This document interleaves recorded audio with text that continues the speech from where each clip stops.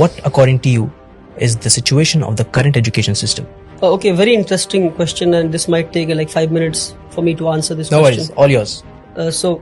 I think let me divide this into 4 to 5 points. I think पहला तो ये कि जो हमारे पास आज एजुकेशन सिस्टम हमारे इंडिया में है, क्या ये हमारा अपना एजुकेशन सिस्टम है?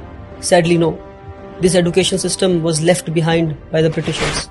ब्रिटिश ने जो एजुकेशन सिस्टम हमें दिया है वही आज हमारे पास है, with little changes in it. Now British की एजुकेशन सिस्टम करती क्या है? ये एजुकेशन सिस्टम बनाता है जॉब सीकर्स, ये एजुकेशन सिस्टम बनाता है कॉर्पोरेट स्लेव्स. तो ब्रिटिश ने एक ऐसा एजुकेशन सिस्टम लाया, ऐसे लोग मिल सके जो उनको क्वेश्चन ना कर सके, ऐसे लोग मिल सके जो क्रिटिकल थिंकिंग ना कर सके. तो ब्रिटिश की एजुकेशन सिस्टम आपको कॉर्पोरेट स्लेव्स बनाती है, ब्रिटिश की एजुकेशन सिस्टम हमें जॉब सीकर्स बनाती है. But India today needs job providers. दूसरी जो गड़बड़ी हमारे एजुकेशन सिस्टम में क्रीप कर गई वो ये कि हमने पूरी एकेडमिक्स को पास और फेल के मयार पे लाके खड़ा कर दिया. Interesting. कि आप पढ़ाई करते हैं सीखने के लिए नहीं, आप पढ़ाई करते हैं पास या फेल होने के लिए. तो उससे होता क्या है? मेरे जैसा एक कमजोर बच्चा क्लास 1 में मैथ्स में 40 लाता है तो मुझसे कहा जाता है कि आप मैथ्स में पास हो गए. फिर मैं क्लास 2 में जाता हूँ, फिर मैं 40 लाता हूँ तो कहा जाता है कि आप मैथ्स में फिर से पास हो गए. तो यानी मैं 60 नंबर जो नहीं ला पाया तो 60% में नहीं सीख पाया. ये 60% बिना सीखे मैं क्लास 2 में गया, फिर 60% बिना सीखे मैं क्लास 3 में गया, फिर 60% बिना सीखे मैं क्लास 4 में गया. इसी तरह मैं क्लास 10 पहुंच जाता हूँ और 600% मेरे एजुकेशन में लूप रह गए, मेरे एजुकेशन में कमी रह गई. क्योंकि मुझे ये बताया गया कि पढ़ते सीखने के लिए नहीं है. मेरे एकेडमिक्स को लर्निंग परसेंटेज पे नहीं लाया गया, मेरे पढ़ने को पास या फेल पर लाकर मुझे 0 बना दिया गया. क्योंकि मैं पास होकर डिग्री तो ले लूंगा और मुझे जॉब भी मिल जाएगी और फिर किसी कॉर्पोरेट वर्ल्ड में मैं गुलामी के लिए पहुंच जाऊंगा. तो एकेडमिक्स को पास और फेल से निकालना होगा बाहर हमें और लर्निंग परसेंटेज पे लाना होगा. किसी ने 40 लाया तो 40% सीखा आपने, 60% नहीं सीखा आपने. सीखे फिर आगे बढ़े, जितना सीख सकते हैं सीखे अपने कैलिबर के हिसाब से, फिर आगे बढ़े. अगर आप 99 लाते हैं तो 99% सीखा आपने, आप टॉप नहीं कर गए. 99% सीखा आपने, 1% अभी भी नहीं सीखा आपने. अगर आप 100 में 100 लाते हैं तो पास हुए आप. ये दूसरी बात. तीसरी बात कि हमारा जो एजुकेशन सिस्टम है आज का वो आपको रोट लर्निंग पे फोकस करता है.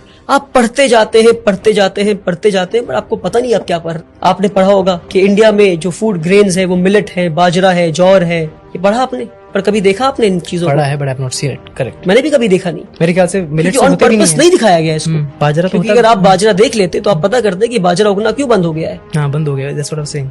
क्यों बाजरा लोग आज नहीं खा रहे? पहले के लोग बाजरा खाते थे, पहले के लोग मिलेट्स खाते थे, जौर खाते थे, आज क्यों नहीं खा रहे? तो experiential learning is what we need, hands on learning is what we need. We need to see and know what we are learning. आज हमें वो दिखाया नहीं जाता, वो बताया नहीं जाता, सिर्फ पढ़ाया जाता. तो आपको पता है कि ये हार्ट है और हार्ट के ये चेम्बर्स हैं, हार्ट में ये आर्टरीज हैं, ये है.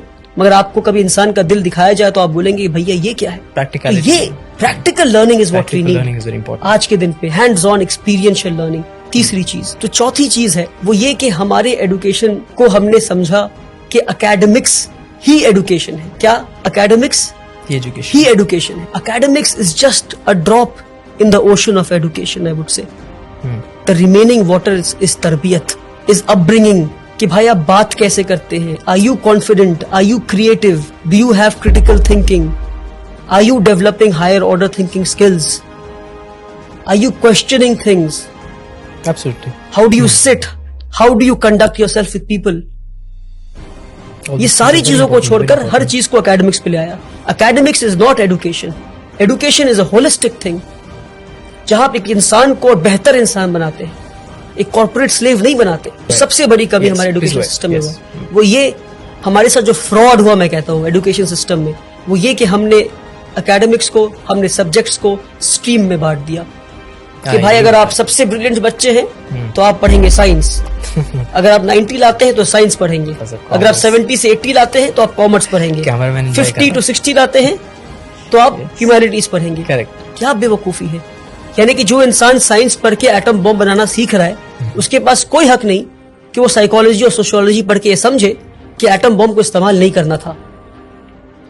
तो अगर एटम बॉम्ब बनाने वाले ने सोशियोलॉजी और साइकोलॉजी पढ़ा होता और एटम बॉम्ब जिसके हाथ में पहुंचा, अगर उसने साइकोलॉजी और सोशियोलॉजी पढ़ा होता तो उसे पता होता कि बॉम्ब फोड़ना नहीं था.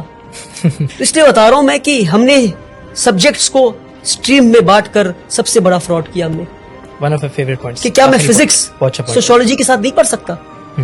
क्या मैं केमिस्ट्री हिस्ट्री के साथ नहीं पढ़ सकता? क्यों नहीं पढ़ सकता? अच्छा, कि अगर मैं आखिरी बात, अगर हाँ, मैं please. साइंस पढ़ रहा हूं मैं, तो क्या मेरे पास हक नहीं कि मैं अकाउंट्स भी पढ़ूं मैं? तो आज जरूरी But you're है an expert multi of one thing. Disciplinary learning का. But you're an expert of one thing. If people ask that, what would you say? You can have majors and minors. Yes, that's the answer. You need to have the hang of almost all the subjects. Makes sense. You need to learn accountancy. You need to know economics. You need to know history. You need to know sociology. You need to know psychology. You can be an expert of history, but you need to know the basics of physics. पर हमारे साथ ये fraud किया गया. आप physics पढ़ेंगे पर आप हिस्ट्री नहीं पढ़ सकते. आप सोशियोलॉजी पढ़ेंगे पर आप केमिस्ट्री नहीं पढ़ सकते. Okay. क्यों किया हमारे साथ ये फ्रॉड आपने? क्यों? क्योंकि आपको कॉर्पोरेट स्लेव्स चाहिए थे. आपको इजी वे बच्चों को देना था कि भाई ये पढ़ो, नंबर लाओ, पास हो, टॉपर बनो, आके हमें सर्व करो. सैडली